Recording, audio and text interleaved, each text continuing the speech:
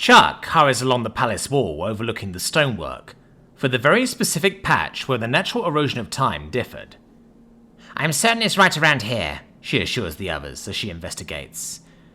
"Not to rush you, hun, but there's no fucking way our ambush went unnoticed," Simone urged, as she kept an eye up at the harassing aircraft, waiting for one or two to turn in their exposed direction.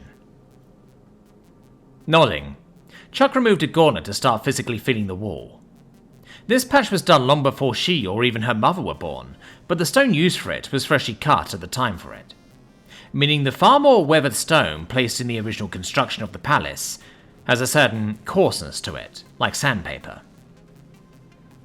She recalls memories of her curious childhood self grazing her knuckles against exterior exposed walls, and being suddenly surprised to feel a far more smoother area.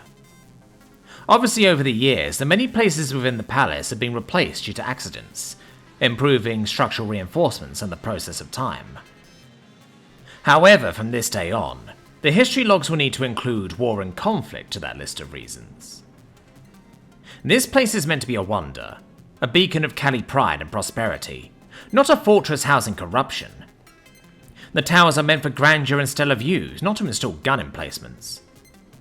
Truly, even if peace is fully established again for her people, Chuck knows that they will never be the same. They will have memories and logs of an otherwise beautiful and enriched history, forever scarred by a ruthless dictator that's too eager and cowardly to do anything but roll out the red carpet for the Manarian Empire. With all this drive and energy to build armies and fleets to such unprecedented numbers, it all could have at least been done for the betterment of the galaxy, rather than its undoing. Her family didn't have to die for this. "Found it," she declares, as she finally fills the smoothest section of wall and points out where it starts and ends. "Perfect. I used all my explosives for the tower, but," Simone says, as she comes up and punches a solid hit into the stone, creating a significant crack and indentation. The Terran then stepped back with Chuck as she waves the skimmer over. "Hit it right there, tank lad," she directs.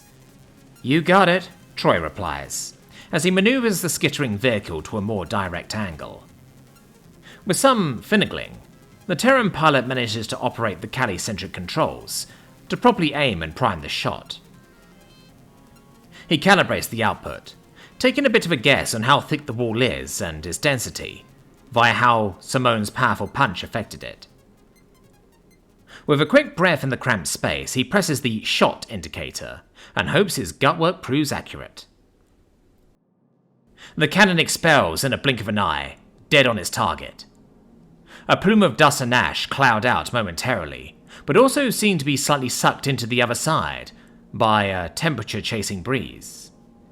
"Let me check it," Simone says, indicating Troy to move the cannon away from the wall's direction. Once in the clear, she moved up and pulled away any stubborn stonework still blocking the way ahead.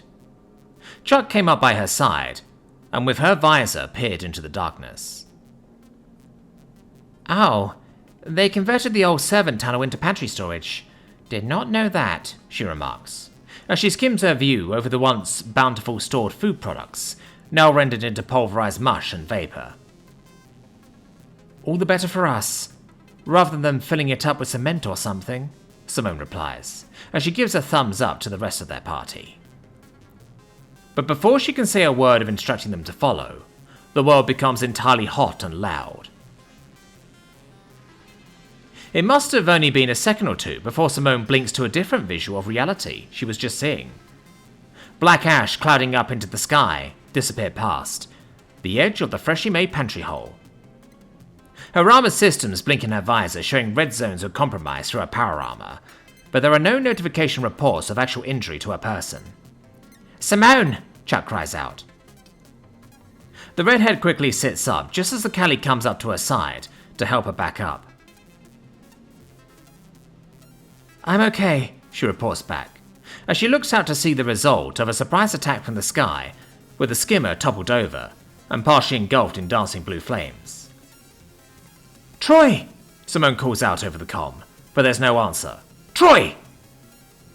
"They're coming back again! Go! Go, go, go!" Miki screams from wherever she is in this chaos, Not a second after, the entire space is lit up once again with another torrent of plasma. Chuck instinctively pulls on her Terran with all of her might, yanking her deeper into the tunnel, before the roaring sounds of crumbling stones reverberates the very ground they stand on. As they back away, the via outside the hole they've created to breach the palace is darkened by crashing rocks and soot. The ceiling above them bends downwards, warning the two to run just before it gives way, and collapses with enough rubble to start nearly filling the tunnel behind them. Breaking through a quaint wooden door with a firm thrust of her shoulder, Simone leads Chuck into what appears to be a kitchen area, before she feels safer of the structure's integrity. But instead of taking a moment to breathe, she opens her comm back up. "Troy, Miki, Nodrin, any of you picking this up?" she asks urgently. There's not a single answer from anyone.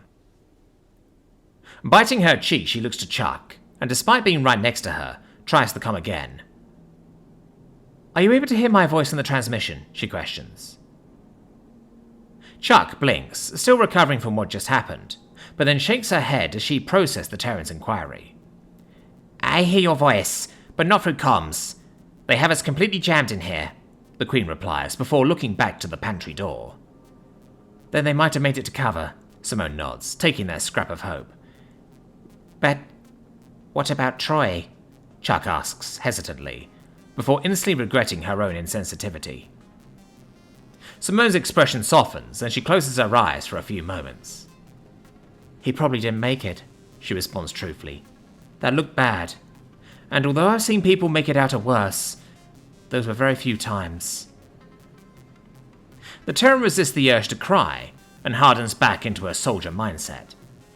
"We have to keep moving. More people die by the second," she says, before turning to leave the kitchens, but a Callie hand grasps hers tightly. "Hope for the best, but expect the worst," Chuck chirps softly, in the mantra Simone shared with her a while ago. Simone looks back at her wife and nods. "Damn right. Know where we're going?" she says, still wanting to get a move on. "Delegation room. It sits just behind the Throne Plaza. There's an elevator there to the bunker my father should still hopefully be in," Chuck replies, as she moves to take the lead away from where Simone gets to go. "I know a way in via the servant tunnels. It's a longer path with little room to maneuver, but with my father's most loyal forces defending the palace, with Fudak's Claw, I suspect resistance will be too heavy to take on with just us present." "Smart," Simone agrees as she follows. "You're a natural at this, you know."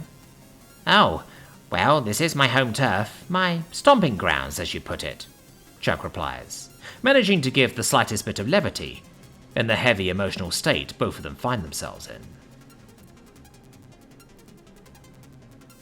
"They made it inside, dearest," Miki reports. "Whether they are still alive or not is another question, however." She bunkers her head down from the smashed window and peers over her bondmate, who has all four of their eyes lasered in on the burning skimmer. "He's still not responding, my cherished?" Miki asks in deepening dread and grief. Nodrin nods somberly. "If we expose ourselves, we are likely to die. And he is very likely already gone," they say, as their chitters choke up to the reality of the situation. Knowing what's to come next, the two remove their helmets and press their lightly singed bodies up against each other, as their tails weave tightly. "This life has been beyond what any language could strive to describe. And that's all because of you, my completion of my being, the most important element of my existence," Miki starts to say, but it quickly turns to crying. "We are one of mind and action, never to be apart ever again." Nodrin's muscles tense up as they take a staggering inward breath through their neck vents. "Purpose pales to how you fulfill me. Whether by chance or guidance of the spirits, us coming together to share our lives is a miracle, and yet I don't see any possible path to have taken otherwise. My heart is filled with guilt and sorrow, but even in this moment of our bond's test, I'm so happy that you're next to me. Promise me something, my most cherished of loves." "You've had all my promises since the day we met," Miki reminds them, as she nuzzles her flat face against Nodrin's, the feeling of each other's skin intimately. "After this, together, we either follow each other into the dark, or somehow find a way to live our lives twice as brighter. The latter is an impossible task, I know, but our granted time together in this life deserves for us to try anyway. You have my eternal love, dearest, and I know with every sliver of my being that I have yours. Dark or light, as long as I'm by your side. I'm ready to embrace it with you, Miki agrees, in this likely farewell, before they both fit their helmet back on, and in unison dart towards the burning wreckage for their third bombmate. Tails never unweaving, they bolt across blackened ground with their armor's augmentations. Arriving there in blistering time, they both attempt to open the lopsided top hatch of the armored vehicle. Having to both hammer on a manual release and dig their strengthened gauntlet's claws into the creaking seams, they eventually pry the hatch door open, enough to reach inside for the sole occupant. The sight and smell is a heart-wrenchingly tragic one. Troy's limp body is terribly burned, despite the intense protection of his armor. The first glaring thing the Grad notices is that his helmet is cracked open, allowing for the upper left portion of his face to be utterly cooked. Wanting to get him out, Nodrin and Miki take a firm hold of him and pull together to slip him out. In a shocking moment of relief, jubilance, horror and guilt on the Grat's part, Troy lets out a horrid scream as though he is being slowly torn in half. The Grat pause at this, but don't sit idle. Nodrin focuses on getting Troy's attention, while Miki braves the heat and squeezes in deeper to see how the man is caught up in the wreck. "We're here, Troy. We'll get you out, love," Nodrin assures calmly. The Terran's one remaining eye looks around in a shocked daze, seemingly not sure where he is or what's happening. "You're hurt, Troy. Don't try to move. Just let us take care of you," Nodrin states. Writhing, they could pet their claws through the man's head fur. Miki pulls herself out, her expression blank. "Cherished?" Nodrin asks encouragingly. Miki blinks before looking over to her bombmate. "We won't be able to pull him out. Not in one piece," she says in their native language. Nodrin swallows dryly as they take that in. They have medkits on them, but to treat what they'd have to do to save Troy, they are not confident that they or Miki will be able to do it by themselves. However, the alternative is to let Troy burn alive, so they shake their head to snap back to it. "Then we do what we must. Then take him somewhere better than this wreckage and do what we can," they say back to Miki. The female Grat nods as she pulls her dagger out and turns to do the deed. Yet, as Nodrin returns to comforting the man, they notice his eye is now wide in fear and staring up past them. Following the line of sight, Nodrin grasps onto Miki's shoulder before she can venture back into the burning vehicle. Drawing her attention, they see two of the Kali craft lining up for another run, straight for them. "Go. Run," Troy wheezes.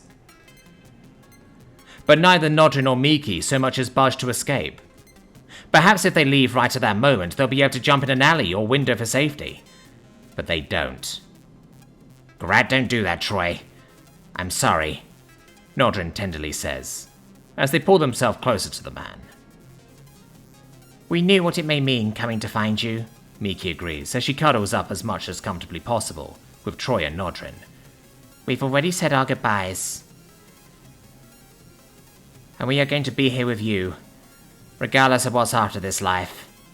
"Guys, please, don't," Troy begs, as his remaining eye dampens. "We're together. This is what that means for us, cherished. Feel our presence, and nothing else," Nodrin says in calming chitters, as the two bundling Grat block the view of the incoming demise. Troy knows there's no point in arguing with them. Time has run out for that. Instead, he closes his eyes and focuses on the sounds of the Grats' calm breathing on their necks. Raboom! The air is lashed at the free before the sound of harsh whistling and mechanical twirling roars. Then there was a final eruption past them. Miki is the first to look to see 5 new crafts soaring past their location to engage more of the Kali strike crafts, having apparently shot down the ones gunning for them, if the remaining smoke trails are of any indication. Nudging Nodrin, she points up to see the miracle. But even as they did, the Gratzay tires catch something even more miraculous. The cloud coverage proves a poor barrier to the dropping hundreds of interceptor craft from two differing species. One operates like more of a coordinated swarm, while the other are split into independent squadrons. Then, just cresting past the clouds, a far larger ship slowly sinks down. It's bulbous but mechanical in shape, and seems to be equipped more defensively than aggressively. Struck true on target 1 and 2, in pursuit of next target. I suspect I have located some of Chocolate Motaz's squad, but have yet to find a visual on her yet. Even with the signal amplifier, she is not responding to comm hails. Environment speculatively informs that she may have already made it into the palace. The MiC lead fighter pilot reports. As he and his squadron tails behind an enemy craft that may have been superior in speed and maneuverability, yet is up against the finest in the MiC coalition navy, and sometimes refined skill is better than mere edge in technology. Affirmative. A task group is on their way down to the location. Fly in distinguished honor. Deployment command replied through comms. Understood, the squadron leader replies, before continuing to fully focus on the task at hand. As they hunt down the target at Tentacle, their lineup of listed priority targets begin to list as neutralized at a faster pace than expected. Gazing to the side of his craft, he spots several Allied interceptors prove their speed as even greater to that of the new Cali class of war. Those what our fellows really know how to dance in their crafts, don't they? Another member of the squadron mentions. Indeed, they prove masters of air as well as the waters of their home, a third comments. What is air but thinner water? The squadron leader points out in banter. However, let's show these ocean dwellers that those are through on serene deserts. No, we are no slouches on the dance floor either, he quips, before firing tracing missiles at his target. The enemy craft harshly turns to dodge. However, that only opens them up for a wingman to strike them from the side as planned. Miki and Nodrin's comms light up from an incoming transmission as they start working in stunned silence to get Troy free. Hello? Miki answers. This is Captain Dahru of the transporter-class ship Mifratun. What is the status of Chocolate Motaz? A MiG voice inquires. She and Simone Thatch went inside the palace. We're cut off and need help. Need medical help, now, please, Miki replies, as the integrity of her galactic standard starts to falter from rising raw emotion. A task group with medical is on their way to your location now. I'll transfer you to them right after this final question. Have you had any luck contacting Chocolate Motaz through your comms? The MiG captain says at a quicker pace of voice. No, Miki replies quickly. It seems even with our amplifier present, it seems there's no signals making it inside the palace. Thank you, warrior of Samanda. With a slight audio shift, another MiG voice then speaks. What is the state of your present injured? Bad. He's a Terran, badly burned, stuck in burning war vehicle. He's stuck, legs, stuck, tangled, fused, but need to get him out now or he burns to death soon, she spoke, as directly as possible to get the important information across.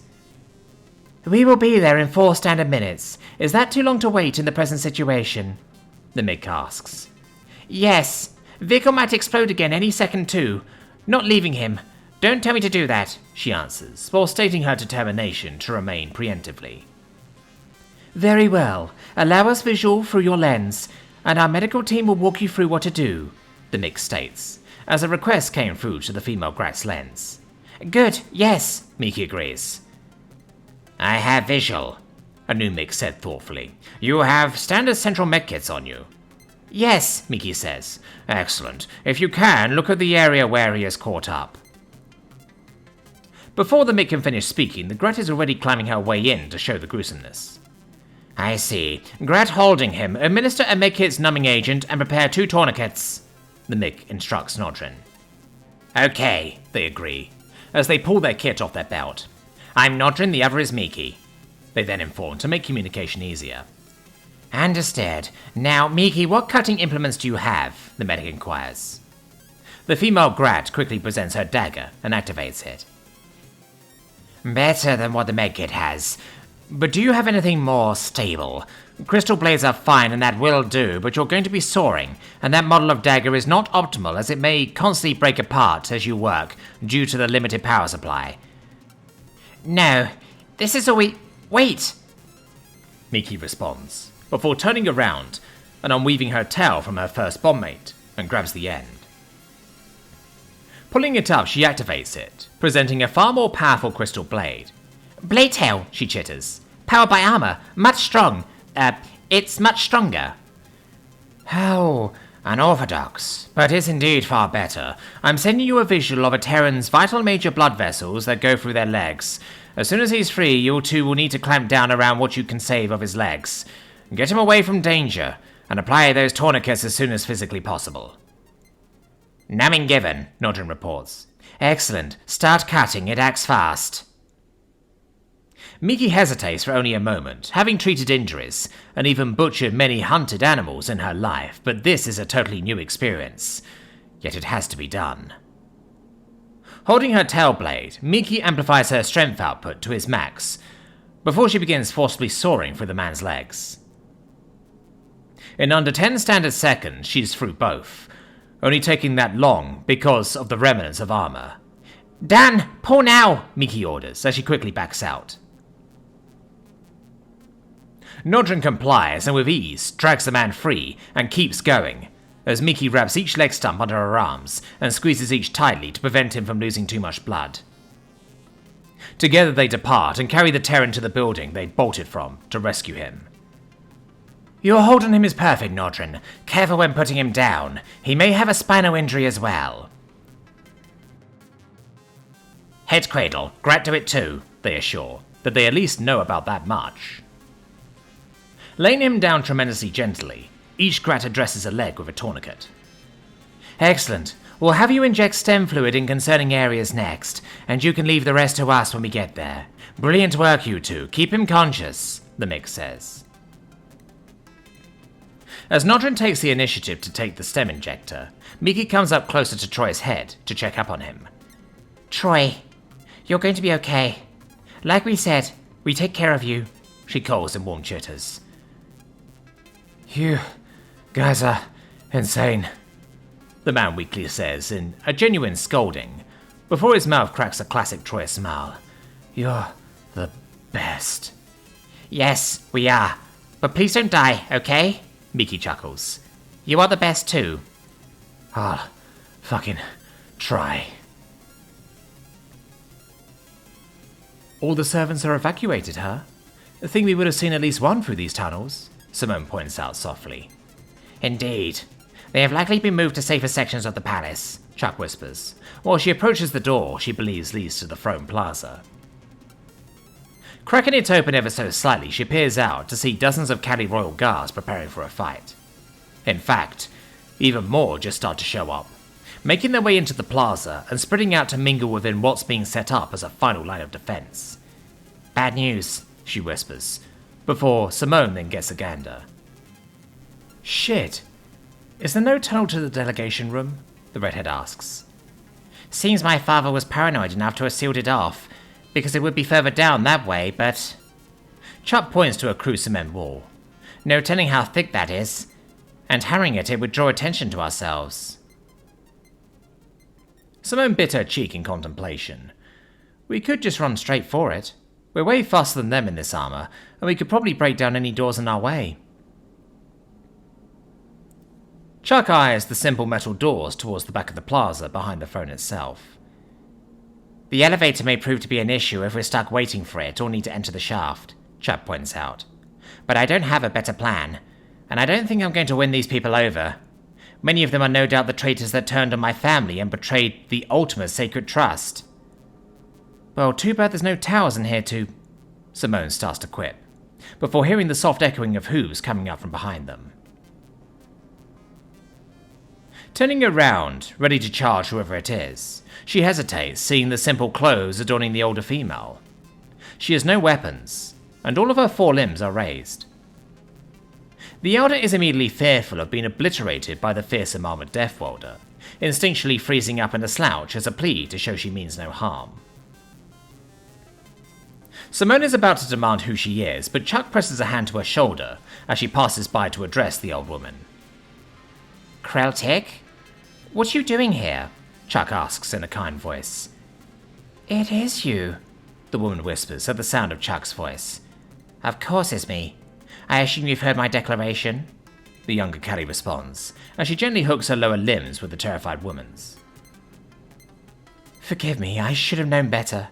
Of course the little ambitious firebug I watched grow up would not have bluffed those words. I just didn't see you as such a warrior, the lady apologizes, as her lower limbs slowly return the hooking grip. Chuck looks back to Simone. This is Kreltik. She was my primary history teacher and etiquette instructor growing up here in the palace, she informs, before readdressing the woman. But why are you here? I'm one of Brun's contacts, the lady admits. Listen, Chuck, there's someone else here trying to get to the king. She spotted you traversing through the tunnels and asked me to pass along a message. What? Who? She's an ex-royal guard, so she feared you may have tried to shoot her upon any suspicion. Hence why I'm here. Her name is Mizar. Do you remember her? Kreltik says. Chuck narrows her eyes in recollection. That name does sound familiar. However, I don't believe we interacted all that much. Is she an agent of Brom as well? No, she's an independent party from what I understand. Only until very recently has she come back here, and even more so been in full contact with Brom's people as well as her own. However, her message is this, and forgive me, Your Highness, she was insistent in saying that I must say this verbatim. Though you kind of ruined my plans, nice work, Princess. Go get that bastard. He's still hiding away in the bunker. I'll make sure you get there. Just wait for the fun to start. That's all, and I'm supposed to get far away now, the woman says before stepping back from Chuck, hanging on to the lower limbs for as long as possible as she does so. Thank you for the message. Stay safe, Kreltik. It was lovely to see you again. Chuck farewells. Just before the lower limbs part, the elder spoke one more thing before hurrying off. You have made your mother and all queens before her so proud. Chuck watches her leave, but no sooner when the elder turns out of sight, weapons fire lights up throughout the entire plaza. Simone quickly peeks to see utter confused chaos. Royal guards are now suddenly scampering around and shooting at one another in a massive friendly fire shootout. Simone too was confused how this was possible, but her mind flicks back to the new super arrivals mingling. This Mizar and sympathizers must have dressed as royal guards and spread throughout before opening fire. She hopes the sympathizers could tell who was who apart, because she certainly sees panicked guards sharing the same caught-off-guard expressions as they laid into one another with ammunition and melee weapons. Let's go. Fast and low straight for the back, Simone insists. By Clat's sins, Chuck whispers, before nodding. Together, they slip out and bolt for it. They of course only add to the confusion as the rebel queen and a Deathworlder just appeared out of nowhere. A part of Chuck wants to start shooting at some of the monsters that slayed her family, but not being immediately able to tell who was friend or foe keeps her fully focused on running and dodging at full sprint. Thankfully, it seemed the camouflaged allies were keen on making their path as smooth as possible in such a scenario. Left and right guards either fell or are pinned down from seemingly random shots. Additionally, the speed-enhancing power armors made the two difficult targets in the first place. However, one guard managed to perfectly plan an ambushing 12 from behind a supporting pillar. The crystal-bladed spear swings expertly for the queen's neck, primed to poetically behead the royal family member. Yet before the full swing occurs, another guard grapples it and tackles the attacker with the stolen leverage. Chuck barely skips out of the way in time to not trample the both of them. Slowing down slightly, she looks at her rescuer as she crushes in the neck chitin of the actual guard with a spear shaft. This female guard is one of the taller ends of what's possible for a Callie. Through the helmet's visor, Chuck catches hot pink fur. The two link eyes for what must have been a fraction of a second, yet the image is burned into the queen's mind as she turns and continues on to the door. Simone crashes through it, destroying the semi-impressive lock and shattering the door in the process. She checks to make sure Chuck is fine, before hurrying to the clear 10-foot wide metal doors that had to have been the elevator they are seeking. "There's no control panel," Simone says, as she looks around urgently. "Father must have made it remote access," Chuck figures. "Shaft it is." She moves to the seal of the doors and attempts to pry it open by hand. "Let me," Simone cautions for the caddy to step aside. As soon as she does, Simone takes out her sword and activates the blade. But before doing anything with it, the Terran reels back and hammers the seam of the doors with a mighty augmented kick, causing them to buckle and present more of a gap. Then, with a precise downward slash, he cuts through the latching mechanism, keeping the doors together. Deactivating her blade and reholstering the sword, Simone then approached and pulled the doors apart. "I love you so much," Chuck speaks, without even realizing it. Simone looks down at the deep abyss, but can't see a bottom. Turning her head to the side, she's glad to see that even evil dictators still had value in emergency ladders. "Alright, same as last time, backpack mode," she turned, and thumbed at her back.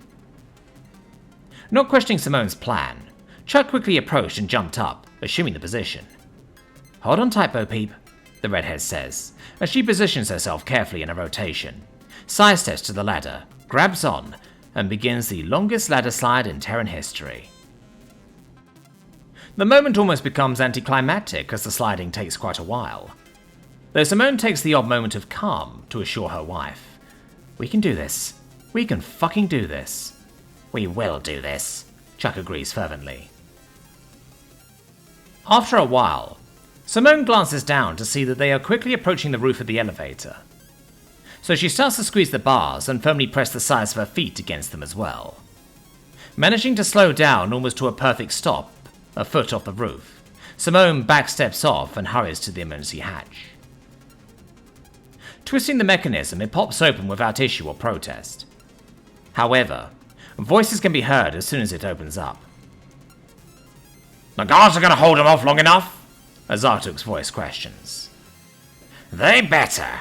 I'm not being left behind to be gunned down like an arquebust," another diner replies. "Shut it. The King's using lone tech none of his scientists have a full grasp on. I'd rather it be done right than get scattered into atomized stardust. Or worse," a female Balkan says in the groan. "True. But did he really have to go so nuclear with the jamming? No comms or cameras really puts us in the dark here," the first Zartuk complains. "Again, lone tech. Just keep your squawker shut, and be glad we were stationed down here and not up where the fighting's happening," the Balkan replies in a displeased grumble. Chuck suddenly slides off Simone's back and motions her rifle with a nod. Simone tries to think of another option, but there is no way around it this time. The King is indeed planning an escape, and there's only one way to get to him. The redhead draws both her pistol and sword in each hand, before giving her wife a returning nod. Dropping down first, Simone blindly rushes out of the elevator and down a long hallway with the 3+1 silent-type Zartuk brooding against the wall. Cliché henchmen standing by a secured armored door. "Oh shit!" one of the dinos yelps out in sudden terror, before her face is melted via a well-placed plasma shot. The others scramble to open fire down the checkpoint, but a dropped Chuck beats them to it. Firing concussive shots around her wife, she nails the brooding Zartuk halfway in his own aim, and strikes the Balkan's center mass, causing her dense form to reel back from the impact. In her dashing, Simone closed the distance and clashes into the remaining Zartuk, just as they fire in panic. Their pulse shot harmlessly dents the wall, as Simone snatches them up by the throat and swings the dino up and down atop the recovering Balkan's head. The tip of the black horn breaks through the already damaged torso of the death-screeching Zartuk. While the Balkan struggles to remove the new sudden prehistoric ornament, Simone presses her pistol up against the side of her cranium, causing the hot, freshly used barrel to sizzle and muck. "Open the door," Simone orders. The Balkan stares with one eye back at the demon in black armor, and then forward at the ashen golden one, aiming a pulse rifle. Blood from the still dying Zartuk starts to roll down the side of the Borkan's face, and she breathes in terror for her life. Dropping her weapon, she raises her thick arms and activates her lens. A second later, the seal of the door pops. Just as it begins to scroll open, Simone pistol whips the Borkan in the face with such force that she's knocked unconscious immediately. Checking the integrity of her pistol, Simone, then with Chuck, look ahead to the very homely space. It's as if a top-tier luxury apartment was converted into some sort of B-movie lab. Stepping out and onto an elevated entry, they scope the place out.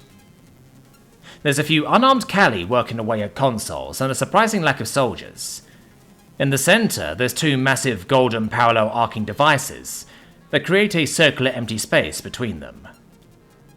And standing before them, in all his regal glory, was him, King Loivia Motaz. Dressed in his never-used travel clothes, he stands by, glaring at a particular scientist servant who seems to be leading whatever was occurring down here. Yet Chuck doesn't care what's happening. The focus of so much rage and despair stands right in the open for her to rid the stars of. Taking aim, she zeroes in on her father's head. Simone twitches to stop her, but can't bring herself to commit. This is Chuck's call to make. Placing her claw to the trigger, Chuck's eyes blaze with fiery hate.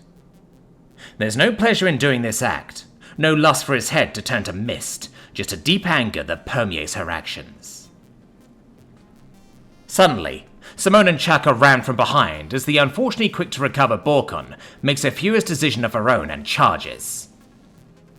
Her horn glances off the Terran's backplate, but the Borkan's mass is enough to send all three tumbling down harshly. King Loivia turns in fear of the early intruders.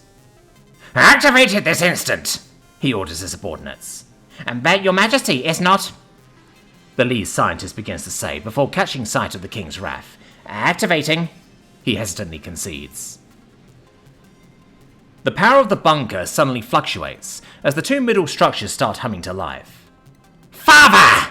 Chuck bellows, in a voice that numbs the legs of many of the scientists around. Loivia slowly turns to look at the invading Cali, his mouth dropping wide open upon the realization. He doesn't believe it. He can't. The one daughter he saw as the least likely to accomplish anything that wasn't under his influence and support is here, before anyone else. He knew she was stubborn and proved difficult to catch, but this is purely the impossible, now made a reality. From the center point of the arches, a bluish screen gradually expands open, revealing the interior of another place. It won't be stable for long. There won't be time to... the scientist starts to warn, before the king turns back and flees towards it. Chuck lifts her rifle and takes a shot, striking perfectly dead center. But all it does is stagger the king forward even closer to the escape. Where she hit, there's a wavering hexagonal light pattern revealing some sort of invisible shielding technology. Stop! You pile of clack shit! Chuck roars as she dashes after him with her far superior speed. While struggling on the floor, Simone smashes her fist into the attacking Borkan's head as this all occurs, but her opponent is hell-bent on fighting to the very last heartbeat. Seeing Chuck start to move after the king, the Terran straight up jams her pistol into the foe's mouth and pulls the trigger. In an instant, plasma cooks the thick skull inside out, allowing her to toss the finally deceased foe aside and scramble to catch up to Chuck. It's collapsing, the lead scientist attempts to warn the king, but the royal already commits to running through the portal with Chuck right on his tail. Seeing the object starting to spark and inwardly bend, Simone reaches out to pull her Cali back from the failing wormhole. But at the very moment her hand lands on the Cali's shoulder, the forward momentum carries the queen all the way through. Simone's brain fires the signals to pull her grasping arm back, the very instant the portal collapses. Her arm flings back, but instead of yanking a Cali, there's an arching stream of gushing red fluid. Standing still in complete shock, she watches the perfectly clean cut of her removed hand and wrist pulse like a horror fountain. Her wits coming back a bit through the trauma-induced shock, she tightly grabs her arm tightly to halt the loss of blood, and aim her demented eyes towards the lead scientist. Where did she go?